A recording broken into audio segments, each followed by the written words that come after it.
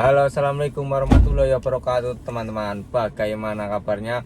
Semoga sampai semua baik-baik saja dulur-dulur. Di video kali ini saya lagi bareng sama Mas Anjar teman-teman. Jadi aku ada yang komentar gini, Mas coba, ada yang nyaranin YouTuber juga, Mas coba sampean mengadakan podcast XX TKI teman-teman, dari TKI Taiwan, Hong Kong, Korea, Jepang kayak gitu teman-teman. Lah ini karena saya geruda-geruduknya bareng sama Mas Anjar, ini sama juga ex TKI Korea. Ini podcast awal teman-teman, barangkali nanti ada kesalahan atau ada kekurangan mohon komentar teman-teman. Ini nggak taklis ya teman-teman, cuma ini refleks lah teman-teman. Sekalian sama survei, lihat kandangnya Mas Anjar ini lagi mau di close house teman-teman. Mantul, semoga sukses, selamat. Amin. Terus pokoknya nggak ada halangan, amin ya rabbal alamin. Sukses selalu Mas Anjar. Amin. Bojo. Oh iya, bojo teman-teman. Ini udah sukses tapi belum ada yang nemenin. Dan secepatnya dapat yang solehah. Amin. Bisa teman-teman kayak podcast. Kita ngomong santai bae Mas Anjar. Ini awal mula ke Korea itu tahun berapa Mas Anjar? Tahun 2013 bulan 7 pas tepatnya puasa 2013. Awal mula cita-cita ingin ke Korea itu pengen apa teman Mas Anjar? Tadinya pengen Mio, ngomong nih Mio. Mio dimodifikasi. Pengen mau asli jujur teman-teman, dulu itu Mas Anjar pas aku waktu masih les bahasa itu, kok balik Korea nyong pengen tuku Mio tak modif aja. Aku pixen Mio dimodifikasi kan, banyak teman-teman saya lihat di jalan, Mio dimodifikasi bagus. Cuman pas dulu kan saya duitnya masih minta sama orang tua, ya nggak berani. Nggak berani lah kalau punya motornya juga orang tua nggak mau dimodifikasi, takutnya dimarahin. Kayaknya pulang dari Korea ya setelah beli Mio tak modifikasi.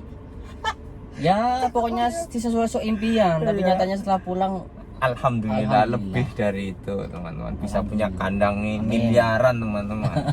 Enggak, awal mula tahun berapa ada keinginan ke Korea? Maksudnya buat motivasi itu. Tadinya saya punya teman saat satu SMA, ini namanya Ade. Pas kelas 2 seandainya saya nerusin SMA terus mau kuliah. Sing atas suaranya ya udah atas ya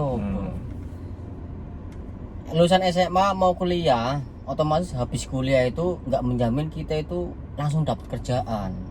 Soalnya kenapa saya berani ngomong kayak gitu, saya lihat kakak saya sendiri S1, terus sedulur saya apa ya namanya, kakak dari ibu saya yang punya anak juga sarjana hukum, setelah lulusan S1 pun dia masih nganggur, kader, bingung mau apa gitu. Jadi saya pikir loh, sukses itu nggak mesti dengan titel kayak gitu. Sukses itu tergantung orangnya ada kemauan mau sukses enggak.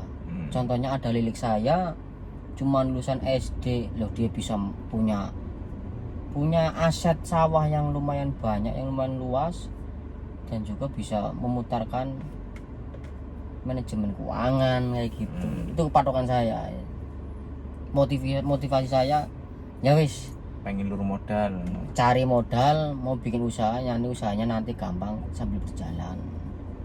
Itu awalnya di antaranya cari motivasi buat cari modal, terus keduanya itu buat beli Mio untuk modifikasi. Nah, berarti lulus SMA langsung. Lulusan SMA saya nggak kepikiran kalau dari orang tua pengennya kuliah. Bahkan dari keluarga besarnya ngomong, orang tua saya itu ditekan, kamu udah nggak mampu nyongkolin anak kamu buat kuliah. Orang tua saya hampir mau malu, terutama ibu, karena ditekan dari keluarga besarnya itu si Anjar harus kuliah, jangan sampai nggak kuliah, udah nggak mampu, udah nggak punya uang buat ngulain anak. Tapi saya kasih saran lagi sama orang tua saya, dah, yang namanya yang jalani hidup itu bukan orang lain, yang jalani hidup itu saya sendiri. Saya mau maju mau mundur itu tergantung badan saya sendiri. Jadi kuliah itu menurut saya bukan jembatan untuk apa ya, untuk meraih sesuatu kesuksesan lah. Yang penting cara berpikirnya, kreativitas, mau maju atau enggaknya kayak gitu. Pirau sekolah tahun kursus bahasa berarti Korea. kursus tahun 2012. Tahun 2012 saya lulusan SMA.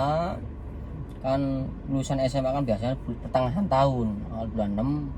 Saya cari teman sama adik, ya wis ayo mending ke Korea aja. Tadinya mau ke Eropa, cuman adanya ada linknya ke Korea. Ya wis aku manut, aku juga nggak tahu gaji Korea berapa. Pokoknya intinya saya lulusan sekolah SMA harus pergi kerja, harus cari modal gitu tok wis. Pikiran saya sama seperti orang Sumatera, daerah-daerah sana kan nggak berani pulang kalau belum dapat uang banyak kayak gitu. Jadi Itu pun saya nggak kearahkan ke Korea, mau ke Malaysia, Taiwan, Hong Kong, saya nggak tahu gajinya berapa waktu itu. Jadi aku sama Mas Anjar sebelum ke Korea itu nggak tahu gajinya Korea itu berapa teman-teman, asli jujur. Nggak tahu. Makanya cuma cita-citanya cuma beli Mio sama beli Vixen teman-teman. Jadi kalau sekarang kan enak gaji di Korea tinggal googling atau YouTube kan keluar dread. YouTube juga banyak yang terangin 20 juta, 30 juta. Pas zaman dulu saya itu nggak kepikiran gaji 20 juta asli. Enggak. Aku Korea aja itu kaget, wah gaji langsung 2.400.000 sekitar 20 juta teman-teman. Aku sampai kaget banget, bener-bener kaget. Jadi itu Mas Anjar, aku bertiga sama adik sama saudaraku. Jadi aku kenal saudaraku kenal Mas Anjar. Jadi bertiga lah. Itu Mas Ade itu nggak lulus teman-teman. Pas Yang lulus bertiga, kami berdua. Yang lulus malah Kami kan satu LPK. satu LPK Iya. satu sekolah dulu. Kursusnya bareng, berangkat pagi, pulang sore, berangkat pagi, pulang sore. Yang satunya orang bertiga, yang satunya nggak lolos. Yang dua lolos, alhamdulillah. Alhamdulillah teman-teman. Nah setelah ikut kursus itu sekitar kursus 5 bulanan lah ya. Nah jadi dulu itu saya kursus itu 5 bulan teman-teman.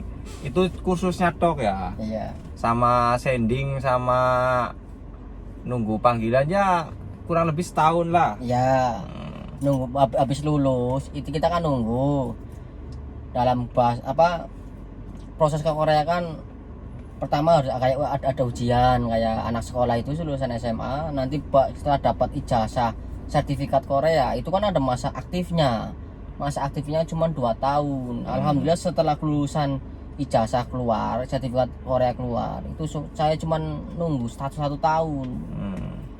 Akhirnya ada penerbangan. Alhamdulillah akhirnya bisa membuktikan sama orang yang dulu menghalangi saya. Bukannya menghalangi, sebenarnya mengkhawatirkan.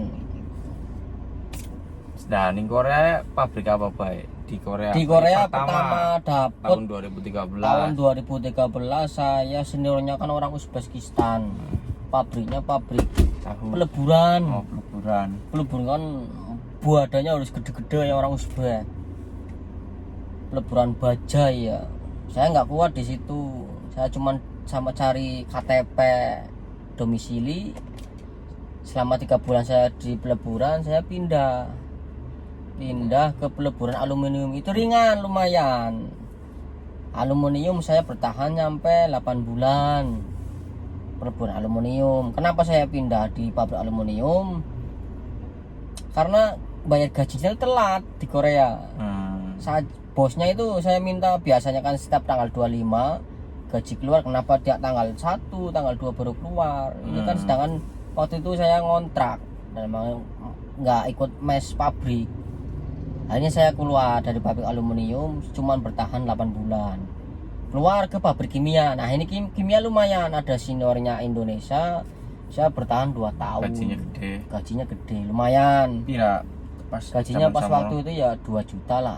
2 juta won teman-teman ya, sekitar sekarang 25 juta lah. Iya. Kurang lebih. Lumayan, aku bertahan 2 tahun. 2 tahun aku nggak pindah kan waktu itu kan saya nggak enak sama teman-teman katanya udah nggak kerasan. Akhirnya saya izin pindah. Masa pindah di Korea kan ada 3 bulan pencarian kerja. 1 bulan saya buat cuti di rumah, tujuannya sekalian cari inspirasi. Sekiranya saya pulang dari Korea itu mau bikin usaha apa.